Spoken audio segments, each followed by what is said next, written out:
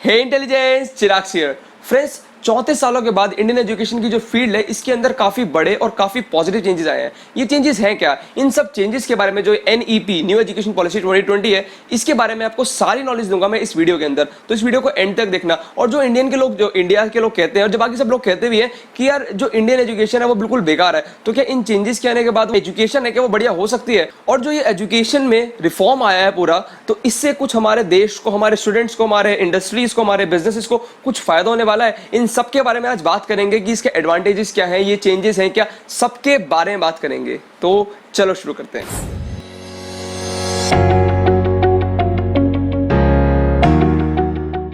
Friends, 1986 के अंदर राजीव गांधी की सरकार ने काफी बड़ा रेवोल्यूशन और काफी बड़ा रिफॉर्म लाया था हमारी इंडियन एजुकेशन के अंदर। उसके बाद आज तक कोई चेंज नहीं आया। हाँ, एक चेंज बीच में आया था। पीवी नरसिम्हा राव जी ने, हम प्राइम मिनिस्टर थे 1991 से 1994 तक, उन्होंने एक छोटा सा माइनर चेंजेस लाए थे एजुकेशन सिस्टम के अंदर, लेकिन तब से अब तक कोई चेंजेस नहीं आए।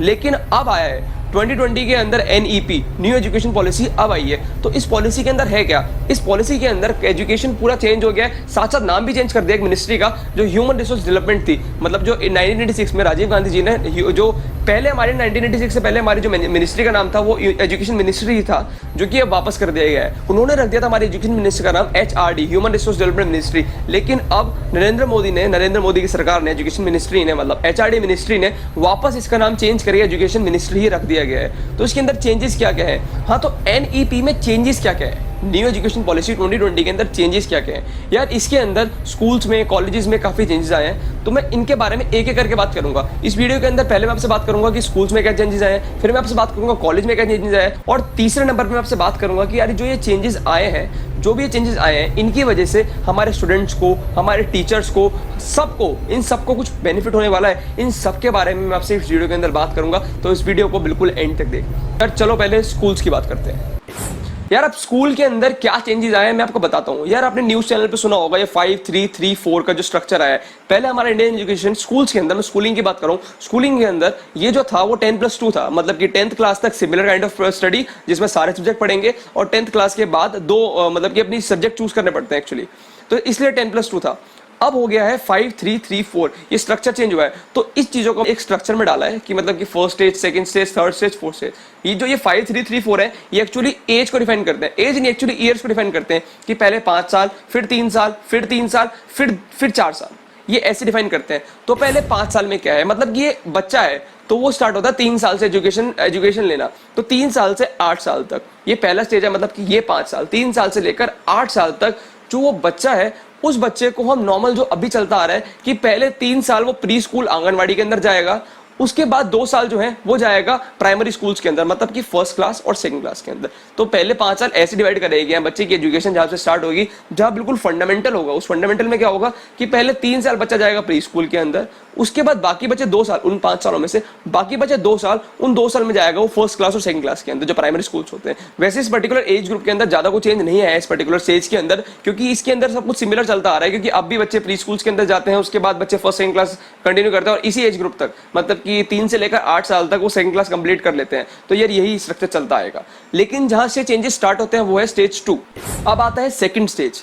यार, सेकंड स्टेज के अंदर क्या चेंज आया है? यार, सेकंड स्टेज के अंदर नॉर्मली वैसे वही रहेंगे जो 8 साल से लेकर 11 साल तक के बच्चे हैं। मतलब कि जो 3 साल के अंदर जो बच्चा रहेगा वो रहेगा 3rd क्लास से लेकर 5th क्लास तक के अंदर, 3rd, 4th, 5th। अब इसके अंदर इस पर्टिकुलर स्टेज के अंदर क्या चेंज आए हैं? इस पर्टिकुलर स्टेज के अंदर चेंज ये आए हैं कि यार हमारा जो फोकस होता था ना, वो होता था रिमेंबरिंग पे। बस रिमेंबर करते जाओ, मैथ्स के फॉर्मूला याद कर लो, हम इंग्लिश के क्वेश्चन याद कर लो, साइंस के क्वेश्चन याद कर लो, साइंस के चैप्टर पढ़ लो, याद कर लो, और इन्हीं चीजों फोकस हो जाता था। कुछ भी हमारे देश के अंदर आज की डेट में प्राइवेट स्कूल, गवर्नमेंट स्कूल, किसी को भी ले लो और किस भी लेवल का स्कूल ले लो आप, उसके अंदर 5th क्लास के कम की बात करो, 9th क्लास की बात कर लो मैं, यार 9th क्लास से पहले बच्चों की साइंस की लैब की क्लास होती नहीं है मैक्सिमम, और जिसके अंदर होती है तो हफ्ते के अंदर एक लेक्चर होता है, वो भी 30 मिनट का, सिर्फ 30 मिनट का हफ्ते के अंदर एक लेक्चर। तो यार ये हमारे देश का हाल है, हम सिर्फ रिमेंबरिंग पे ध्यान दे रहे हैं।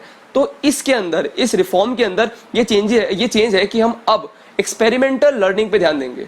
हम एक्सपेरिमेंटल लर्निंग पे ध्यान देंगे 3rd क्लास से लेकर 5th क्लास तक। That's a very cool thing. यार जो 3rd स्टेज है, ये आती है 11 साल से लेकर 14 साल तक के बच्चों के लिए। तो यार इस स्टेज के अंदर जो मैंने बताया था ना आपको कि 5-3-3-4, तो ये 3rd वाला 3 है। तो यार 3 के अंदर, ये 3 सालों के अंदर बच्चा 6 से लेकर 8th क्लास तक के अंदर आएगा, 6, 7, 8 इन 3 क्लासेस के अंदर चेंजेस क्या है, रिफॉर्म क्या है यार। अमेंडमेंट इज कि यार पहले क्या अभी भी चल रहा है, मतलब कि जो ये चेंजेस मैंने जैसे बताया आपको कि जो ये चेंजेस हैं ये इंप्लीमेंट होंगे 2022 और 23 के एकेडमिक ईयर से। कि यार जो अभी जो चल रहा है वो क्या है कि यार हमारा जो हम पूरे 365 दिन एक साल के अंदर जितना भी पढ़ता है एक बच्चा, जितना भी पढ़ता है उसका जो आकलन होता है, उसका जो रिजल्ट आता है, उसका जो आउटकम आता है वो आता है सिर्फ 2 दिन के बेस पे। कि एक जो होती है हमारी वो जो होती है मिड टर्म एग्जामिनेशन, एक आती है जो हमारी फाइनल टर्म एग्जामिनेशन। इन दोनों के बेस पे हमारा रिजल्ट निकलता है कि हमारा आउटकम क्या है, हमारे हमने लर्निंग के लिए। लेकिन अब जो चेंज आएगा ये काफी पॉजिटिव चेंज है, काफी बढ़िया चेंज है कि यार अब जो चेंज आएगा वो आएगा कि यार जो अब पहले जो टीचर रिपोर्ट तैयार करती थी बच्चों की, वो रिपोर्ट के अंदर फीडबैक का कॉलम मैक्सिमम खाली रहता था, और खाली नहीं रहता था तो टीचर 3-4 फीडबैक सब में दे देती थी। सब में एज इन हर एक स्टूडेंट को एक ही टाइप का फीडबैक दे देती थी, ना कुछ ज्यादा बॉदर करे कि फीडबैक देना भी इतना इंपॉर्टेंट है। लेकिन अब उसके अंदर चेंज आने वाला है कि यार ऐसा होगा कि अब जो रिपोर्ट कार्ड का नाम जो नाम है ना, उसका नाम है रिपोर्ट 360 रिपोर्ट, एक्चुअली ऐसा कुछ नाम है 360 रिपोर्ट टाइप का कुछ होगा कि यार स्टूडेंट भी अपना असेसमेंट है वो खुद कर पाएंगे, टीचर भी अपना असेसमेंट देगा स्टूडेंट को लेके, और साथ साथ उसके जो क्लासमेट्स हैं, उसके जो फ्रेंड्स हैं, वो भी उसका एक असेसमेंट करेंगे कि भाई ये कैसा रहा। तो इससे टीम बिल्डिंग स्किल्स कितनी अच्छी हो जाएंगी स्टूडेंट्स के अंदर। Now the fourth and the last stage of schooling, 9 से लेकर 12th क्लास तक। ये जो 9 से लेकर 12th क्लास है 4 साल, इन 4 सालों को 2 हिस्सों में बांटा गया है कि यार 9 से लेकर 9th और 10th और 11th और 12th। इसके अंदर क्या है, इसमें अमेंडमेंट ये है कि अब यार 10th क्लास को बच्चा क्लियर करने के बाद, 10th क्लास पास करने के बाद वो बच्चा वहीं पे ड्रॉप कर सकता है स्कूल को और वापस एडमिशन ले सकता है कुछ सालों बाद, ये पॉसिबल होगा। और साथ साथ अब यार ये करा गया है कि यार 10th क्लास के अंदर 12th क्लास के अंदर जो बोर्ड्स को इंपॉर्टेंस दी जाती है, जितना हमारे देश में बच्चे बोर्ड से डरते हैं, जिसकी वजह से देश के अंदर ऑलमोस्ट रोज 12 डेथ आती हैं, 12 सुसाइडल केस आते हैं, वो भी बोर्ड्स के एग्जाम की वजह से। Can you believe this? तो एनईपी के अंदर लिखा है कि यार जो बोर्ड एग्जाम का जो सिस्टम है उसको इजी करा जाएगा, और साथ साथ बच्चों की यार ओवरऑल ग्रोथ नहीं होती, वो सिर्फ एग्जाम के, रिटर्न के और वाइवा के इन सब चीजों के चक्कर में पड़े रह जाते हैं, उनकी ओवरऑल ग्रोथ नहीं होती। तो इसके लिए उनको कोर कॉम्पिटेंसीज पे फोकस करा जाएगा, मतलब कि उनकी कम्युनिकेशन स्किल्स, उनकी लिसनिंग स्किल्स, बाकी चीजों की स्किल्स पे भी उनका फोकस करा जाएगा। हाँ, और स्कूलिंग के अंदर एक आध चीज कॉमन ये भी है कि यार अब मीडियम ऑफ इंस्ट्रक्शन होगा, मतलब जो टीचर बात कर रही लैंग्वेज में वो उस पर्टिकुलर एरिया की रीजनल लैंग्वेज के अंदर बात करेगी। ऐसा कुछ नहीं है कि हिंदी बोलनी पड़ेगी, इंग्लिश बोलनी पड़ेगी, रीजनल लैंग्वेज के अंदर। हरियाणा का स्कूल है तो हरियाणवी में ही बात करेगा, अगर राजस्थान का स्कूल है राजस्थानी में ही बात करेगा। ऐसे ही रीजनल लैंग्वेजेस के अंदर ज्यादातर कम्युनिकेशन होगी, इससे हमारी देश की रीजनल लैंग्वेज को प्रमोशन दिया जा रहा है। चलो अब चलते हैं हायर एजुकेशन की तरफ। कॉलेज में क्या चेंज आएंगे? कॉलेज में यार काफी बढ़िया बढ़िया चेंजेस आए हैं। सबसे पहले यार NTA national testing agency university exam के लिए एंट्रेंस टेस्ट लेगी, यूनिवर्सिटी एग्जाम के लिए कॉमन एंट्रेंस टेस्ट लेगी एटलीस्ट ट्वाइस अ ईयर। दूसरा ये है कि यार आज की डेट में हमारा देश है, इसके अंदर जितनी भी यूनिवर्सिटीज है, इनका जो पैटर्न ऑफ द कोर्स है वो बिल्कुल डिफरेंट है। जैसे कि दिल्ली में बीबीए हो रहा है और सपोज बैंगलोर में बीबीए हो रहा है, दोनों अलग अलग यूनिवर्सिटी हैं। दोनों यूनिवर्सिटी का जो पैटर्न ऑफ बीबीए है वो बिल्कुल डिफरेंट है। जो पैटर्न ऑफ बीबीए कोर्स है वो पूरा डिफरेंट है कि वो किस तरीके से सब्जेक्ट वाइज है, सब कुछ डिफरेंट है, काफी चीजें डिफरेंट है। तो इन सब चीजों को भी अलाइन करने के लिए सेम है स्कूल, इनके ऊपर भी एक कॉलेज की यूनिवर्सिटीज के ऊपर भी एक टॉप मोस्ट अथॉरिटी बिठाई जाएगी सेंटर के द्वारा, जो इन सब चीजों को अलाइन करेगी। तो यार अब third and the most important change in this college thing, यार आज के टाइम पे अगर हम कॉलेज करते वक्त, कॉलेज के कोई बैचलर या मास्टर कोर्स करते वक्त अपना बीच के अंदर ड्रॉप आउट करें कि यार हमने छोड़ दिया कॉलेज बीच के अंदर, फर्स्ट या सेकंड ईयर के अंदर हमने कॉलेज छोड़ दिया, तो हमें एक्चुअली कुछ भी नहीं मिलता। लेकिन अब जो नई चीज आई गई है कि फर्स्ट ईयर करने के बाद आपने फर्स्ट ईयर करा, आपने ड्रॉप आउट ले लिया, आपको सर्टिफिकेट मिल जाएगा। आपने सेकंड ईयर भी कर लिया, आपको डिप्लोमा मिल जाएगा, थर्ड ईयर के बाद डिग्री मिली जाती है। तो इसका मतलब अगर आप कॉलेज के बीच में और आपने गलत चूज कर लिया कोर्स, या फिर आपको लग रहा है कि यार कोर्स से मेरा टाइम वेस्ट हो रहा है और मुझे कुछ और काम करना है, या फिर आपका किसी और काम में आपका इंटरेस्ट आ गया, या फिर कुछ भी है, तो अब आपको ज्यादा वेट करने की जरूरत नहीं है। आपने अगर फर्स्ट ईयर में आपको 2 साल और वेट करने की जरूरत नहीं है कि अपना बैचलर्स कोर्स कंप्लीट करना पड़ेगा, उसके बाद में ड्रॉप आउट ले सकता हूँ, उसके बाद में कॉलेज से निकल सकता हूँ। एक्चुअली ऐसा नहीं है, अब आपको सिंपली कॉलेज से निकल सकते हो उसी टाइम पे और आपको डिप्लोमा मिल जाएगा जो कि रिकॉग्नाइज भी होगा। तो यार मेनली यही कुछ चेंजेस आए हैं कॉलेज के अंदर, स्कूल्स के अंदर। जो अभी न्यू एजुकेशन पॉलिसी आई है जिसके अंदर HRD का नाम जो मिनिस्ट्री ऑफ एजुकेशन रखा गया है, ये कुछ चेंजेस आए हैं। अब इन जो चेंजेस आए, इन चेंजेस से हमारे देश को, हमारे स्टूडेंट्स को, इन सब को जो भी इस चीज जुड़ा हुआ है, हमारे इंडस्ट्रीज, हमारे बिजनेसेस को कुछ फायदा होने वाला है। वो फायदा क्या है यार, उसके बारे में बात करते हैं। यार सबसे पहला फायदा एक्सपेरिमेंटल लर्निंग अप्रोच आएगी। यार अब तक हम बच्चों के ऊपर सिर्फ मगिंग के ऊपर और रिमेंबरिंग के ऊपर, इन्हीं सब चीजों के ऊपर ध्यान दे रहे थे, लेकिन अब देयर इज अ चेंज।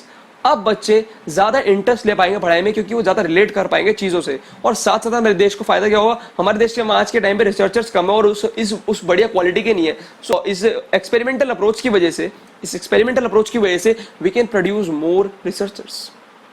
यार नेक्स्ट चीज ये है कि अब यार 10th क्लास और 12th क्लास की बोर्ड्स को काफी कम प्रेफरेंस मिलेगी, मतलब कि जो बच्चों का डर है वो खत्म हो जाएगा और साथ साथ बाकी स्किल्स पे भी ध्यान दिया जाने वाला है, जिसकी वजह से we can produce better minds in the country, और विच इज अमेजिंग थिंग, क्योंकि इसकी वजह से हमारे देश के अंदर काफी स्किलफुल लोग प्रोड्यूस हो जाएंगे। यार थर्ड चेंज ये है कि अब यार हम अपने कंट्री में स्किल्स कंपीट कर पाएंगे। अब मैं क्या कहना चाहता हूँ कि यार जो आज की डेट में जो स्टूडेंट दिल्ली का है या जो स्टूडेंट बैंगलोर का है, हम उनका कंपैरिजन नहीं कर सकते, क्योंकि वो दोनों बिल्कुल डिफरेंट टाइप ऑफ स्टडी कर रहे हैं। या फिर जो स्टूडेंट यूपी का है, जो स्टूडेंट राजस्थान का है, उनका हम कंपैरिजन नहीं कर सकते, क्योंकि वो डिफरेंट तरीके से पढ़ाई कर रहे हैं, डिफरेंट सब्जेक्ट्स पढ़ रहे हैं, डिफरेंट चीजें पढ़ रहे हैं। लेकिन अब जब एक टॉप मोस्ट अथॉरिटी आएगी तो काफी कोर्सेज सिमिलर हो जाएंगे, तो हम अब compete कर सकते हैं, क्योंकि यार हम एक ही डिग्री की स्टडी कर रहे होंगे, एक ही डिग्री की एग्जामिनेशन दे रहे होंगे, तो हम आराम से दूसरे के साथ एक कंपैरिजन कर सकते हैं, एक स्टेट का दूसरी स्टेट से आराम से कंपैरिजन कर सकते हैं, which will lead to produce better results in the country. Friends, that is it from this video. अगर आपको वीडियो अच्छी लगी हो तो प्लीज डू सब्सक्राइब और लाइक कर दो, और साथ साथ आप मेरे इंस्टाग्राम पेज पर भी आ जाओ, विच इज चिराग खंडेलवाल जी। और नेक्स्ट वीडियो भी जल्दी आएगी। Till then take care.